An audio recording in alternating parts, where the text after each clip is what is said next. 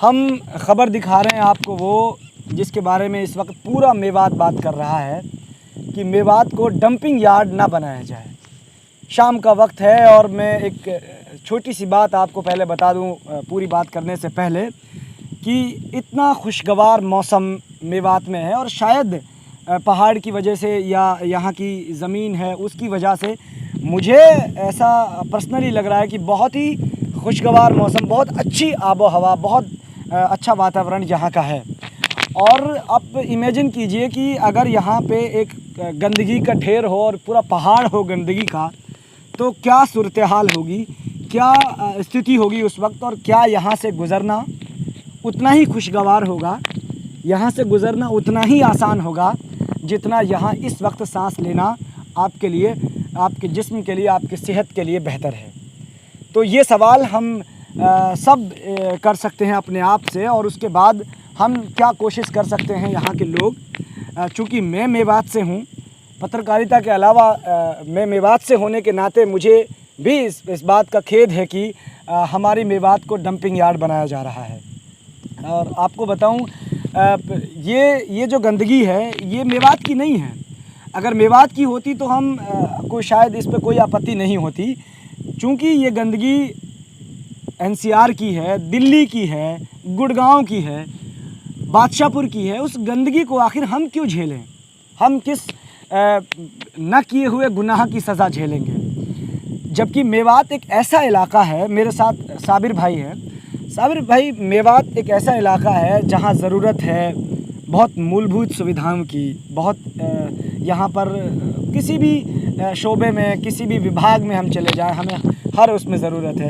आपका क्या विचार है इसको लेकर के? सर, मैं हमारे यहाँ पे इस इलाके में हम थोड़ी सी यहाँ पे फासले पे जाएं तो हमारी अच्छी खासी ज़मीन बंजर पड़ी हुई है। उसकी जो मेन वजह है तो उसकी वजह यही है क्योंकि हमारे लिए सिंचाई के लिए इतना पानी नहीं मिल पाता है कि हम अपने खेतों को सींच सकें, और बारिश की कमी तो है ही, और उसके चलते हमारे पास यहाँ पे पीने के पानी से बुनियादी जूझ रहा है। बुनियादी जो ज़रूरियात हैं हमारी वो तक पूरी नहीं हो पाती हैं, और सरकार हमारे लिए फिर ऐसे तोहफे देती है तो हमें दुख तो होगा ही उसके लिए। ये लगता है कि अगर हमारे लिए अच्छे कॉलेजेस नहीं मिल पाए और इस तरीके से कचड़े के हमें ढेर मिलते रहे तो हमारी नस्लें बर्बाद हो जाएंगी, और वो हम देख नहीं सकते। हमारी बर्बादी लगता है कि जब इतना ढेर यहाँ गंदगी का होगा उसके बाद एक तरीके से सर यहाँ का क्या हाल होगा? सेहत का एक तो यहाँ पे वैसे ही बुरा हाल है, और जब इस तरीके से गंदगियाँ आ जाएंगी तो उनकी बदबू से यहाँ की जो पब्लिक है वो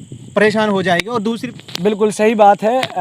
चाहे ये एक जैसा हमें, क्योंकि शायद मेवात को ये बात उस वक्त सबसे पहले मेवात टाइम्स ने इस खबर को ब्रेक किया था जिस दिन, जैसे ही ये राकेश दौलताबाद जो एमएलए हैं बादशाहपुर के, उन्होंने जब इस खबर को, इस इत्तला को अपने फेसबुक पेज के ज़रिए से लोगों को दिया कि इसकी क्रेडिट कोई और ना ले, इस काम को मैंने अंजाम दिया है।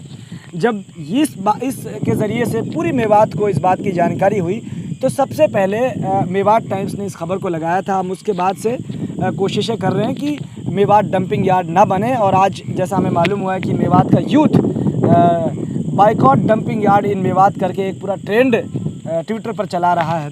तो देखने वाली बात ये होगी कि मेवात के जितने भी बुद्धिजीवी हैं और मेवात के जितने भी समझदार लोग हैं, क्या वो इसके विरोध में खुलकर सामने आएंगे? ये एक बड़ा सवाल है। अभी कुछ राजनीति से जुड़े हुए कुछ नेता कह सकते हैं, कुछ एमएलएज का इस तरह के बयान सामने आए हैं कि वो इसको नहीं होने देंगे। सांस की प्रॉब्लम होने लगती है, और बहुत सारी ऐसी प्रॉब्लम्स हैं जो क्या कहते हैं बुजुर्गों को बहुत जल्दी पकड़ती हैं, बच्चों पर बहुत तेज़ी से असर करती हैं, और उसके बाद नौजवान भी उससे नहीं बचते हैं। और इनकी बुनियादी वजह ये कि हम बड़े बड़े जो हमारी सिटीज़ हैं हिंदुस्तान की, उनका हम हाल देख सकते हैं। वहाँ पे पब्लिक को किस तरीके से सांस की परेशानी से जूझना पड़ता है। कहीं ना कहीं हम ये कह सकते हैं कि हमारे खूबसूरत मेवात की वातावरण को, यहाँ की आबो हवा को ख़राब ना किया जाए, ये एक तरीके से खुलासा हो सकता है हमारी बात का। लेकिन एक और बात मैं ऐड करना चाहूँगा। कुछ लोग कह रहे हैं कि किसानों को कहा गया है, जैसा हमारे पास अभी हमने बात नहीं की है, हम ज़रूर चाहेंगे कि उनसे उनका पक्ष लें। क्या कहा गया उनसे जब एग्रीमेंट किया गया इस ज़मीन का, इस बारे में हम ज़रूर बात करेंगे उनसे। तो हमारे पास जो अभी तक इत्तलात हैं, जो अभी तक हमारे पास जो बातें हैं, एक दो लोगों से हमारी फ़ोन पर गुफ्तगू हुई है, तो हमें इस तरह के मालूम हुआ है कि उन्हें कहा गया था कि यहाँ पे कोई ईंधन या पता नहीं किस तरह की कोई फैक्ट्री वगैरह कुछ बनने वाला है और हम इसे वापस कृषि के लायक ज़मीन उन्हें 1 साल के बाद वापस देंगे और आपके बच्चों को रोज़गार मिलेगा, इस तरह की बातें उन्हें कही गई हैं। बहरहाल आप देखते रहिए मेवात टाइम्स और देखते हैं आगे क्या होता है, किस तरीके से इसका विरोध जारी रहता है।